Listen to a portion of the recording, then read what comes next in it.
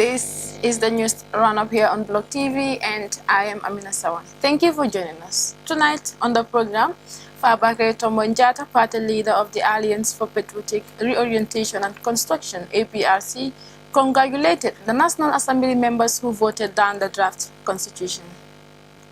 At least 12 convicted prisoners who were unable to pay their court fines were set free after the interference of the Gambia Supreme Islamic Council. 2 ministers were moved to foreign service after being fired by President Adama Barrow, and follow suit was the reinstatement of a new minister. Gambia reopens airspace in October as promised by Hamad Bah, Minister of Tourism. The Gambia Center for Victims and Human Rights Violation has written to the UN and the larger international community, warning them that the rejection of the draft constitution could make it difficult to bring Yahya Jammeh to justice. The Constitutional Review Commission holds a briefing on Thursday, October 1st, since the rejection of the new draft constitution. I am Amina Sawane. Let's start off with the APRC's party leader, Fabakary Tombong Jatta, who congratulated the National Assembly members who voted down the draft constitution. Answering questions from the media at a press conference held in the aftermath of the defeat of the draft constitution at the National Assembly, Fabakary Tombong Jatta said the lawmakers who rejected the draft acted in the interest of the Gambian people. He said the predicament the country is facing now is as a result of the failure of the entire coalition members who allowed their personal interests and greed to override the interests of the Gambian people. When the coalition came to power, it was almost a UDP government, and we had Barrow stating at times that the UDP leader is the godfather, and Ousainou Darboe also stated times without number that Barrow is our Barrow. He even went on to the extent of saying whosoever asked Barrow to step down, he will shoot the person. But where are we today, he asked. He said APRC supporters had faced all forms of humiliation at the time, but they remanded. The former lawmaker said the coalition was only interested in removing Jammeh, but they had no plans to effect change. Gambians were far better off during Jammeh's regime, except for a few who were crying of human rights violation. The APRC has been vindicated, and we are laughing at them now because they have turned themselves into laughing stocks, he said. Fabakary Tombong Jatta made it clear that the decision for former President Jammeh to return entirely depends on him, arguing that no government can stop Jammeh from coming back to this country if he so wishes. Asked whether Jammeh will be selected as the party's next flag bearer, Jatta said that is a decision to the APRC general membership to make. He appealed to the government to grant Yankuba Toure bail. Now to the Mile 2 Central prisons, at least 12 convicted prisoners who were unable to pay their court fines were set free on Tuesday after the Gambia Supreme Islamic Council chipped in and deposited their respective fines, amounting to more than $50,000.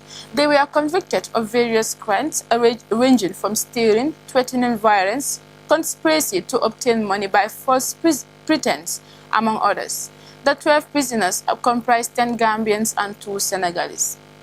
The Gambia Supreme Islamic Council also gave the released prisoners transport refunds to return to their various homes, within and outside the country, with a view of reuniting with their families and loved ones.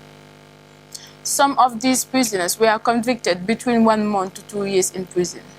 Speaking at a ceremony held at Mile 2 Central Prison in Banjul, Imam Abdullahi Fatih commended the Gambia Supreme Islamic Council and other donors for coming to the aid of the prisoners in paying their respective fines, while describing their gesture as truly Islamic and adhering to the teachings of the Holy Quran.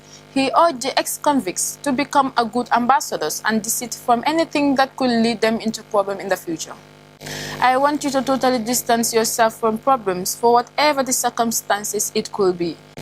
Your being in prison is something that is destined by Allah, and it must happen. Gambia Supreme Islamic Council coming to your aid and paying your fines are also something that is destined by Allah. Therefore, our objectives are, if you leave the prison, you integrate yourself in the society and become an agent of change, he added.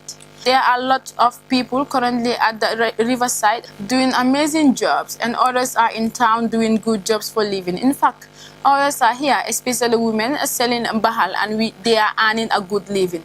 We have laborers in town who are earning $200 to more than $300 is a day. So it's important if you go back, you do something that is meaningful, he added. Gambians should also know that the prison authorities are doing a great job. If we are also talking about the poor prison condition, we should also ask ourselves what we can do to help rebuild the prison. Therefore, as Gambians, we should also come together and contribute some money to help rebuild prison. Gambia Prison Service Director General Antumana Mane thanked Gambia Supreme Islamic Council for the timely gesture, adding that it clearly manifests the teachings of the Holy Quran. The intervention of the Gambia Supreme Islamic Council in paying the fines of the prisoners, he said, came when Imam Fatih visited a mosque in the prison, which he is helping to rehabilitate.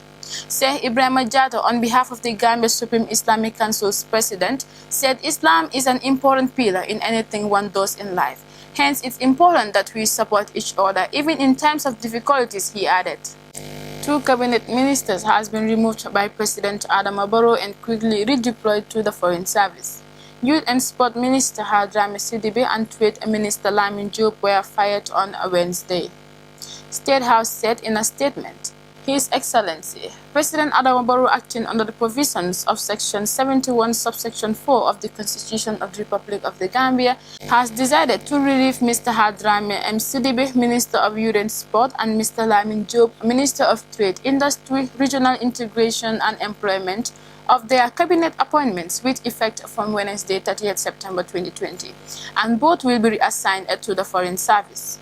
Consequently, His Excellency the President has also, in exercise of the powers conferred on him under Section 71, subsection 1 and Section 71, subsection 3 of the Constitution of the Republic of the Gambia, has appointed Mr. Bakari White Baji as a Minister of Youth and Sport, with effect from Thursday, 1st October 2020.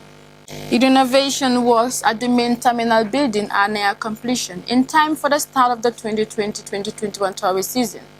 The refurnished main terminal building will provide more space for both passengers and luggage handling at the arrival and departure halls, and will also have more space for offices, shops, and a VIP hall in the upper floor. Similarly, the control tower of the airport has been refurnished, upgraded, and fitted with new communication gadgets for air traffic controllers. The online press conference also revealed the refurnishment project at the Banjul International Airport is aimed at improving the working environment at the airport, making it more secure, efficient, effective, and competitive. When the airport is reopened, preventive and mitigation measures will be in place in order to enhance safe and efficient operations of airport passengers, pilots, and crews. When the airport is reopened, preventive and mitigation measures will be in place in order to enhance safe and efficient operations of air transport, passengers, pilots, and crews. The Gambia Center for Victims of Human Rights Violation has written to UN and the larger international community, warning them that the rejection of the draft constitution could make it difficult to bring Yahya Jammeh to justice.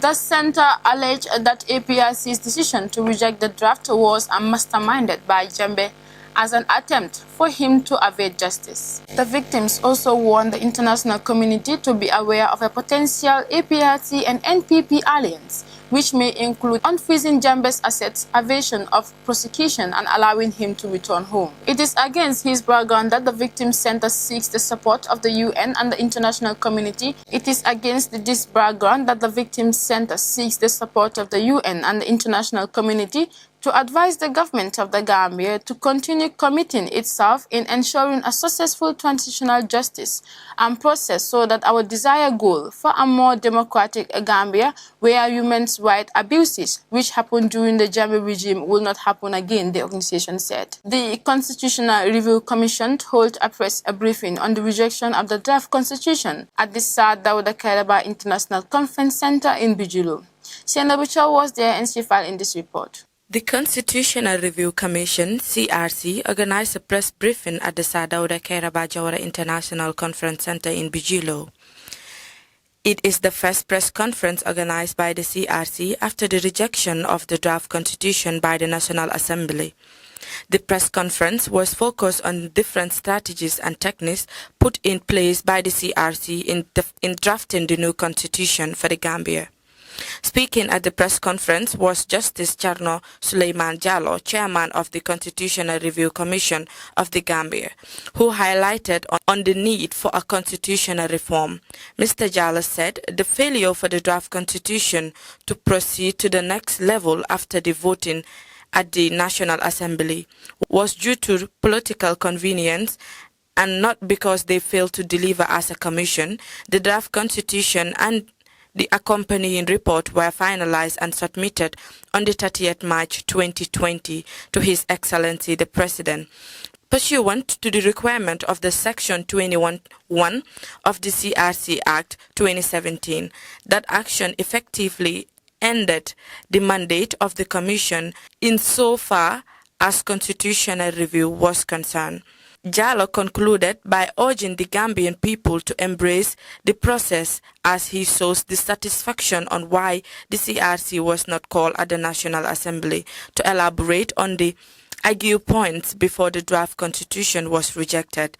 As outlined in Section 22 of the CRC Act 2017, that section initially empowered the National Assembly to require CRC commissioners to attend before the National Assembly to clarify any matter and answer any question related to the provision of the Constitution. Reporting for Block TV News, I am Zainab Chow. Let's end with this rather bizarre story. A man attempted to bypass police by delivering cannabis into the cells when he was caught and arrested. Sekuba Makalu hid the drug inside loaves of bread. Police said on Wednesday they arrested Sekuba Makalu, who came to Busibi police station with 2 pieces of sweet bread to give to the detainees in the cells. The loaves of bread were inspected by Fabakari Sanyang, leading to the unearthing of 2 wraps of suspected cannabis concealed inside the bread. He was arrested and handed over to the Busibi Drug Law Enforcement Agency's office for further action. That's all we have for you today. Thank you so much for watching and have a beautiful rest of your day.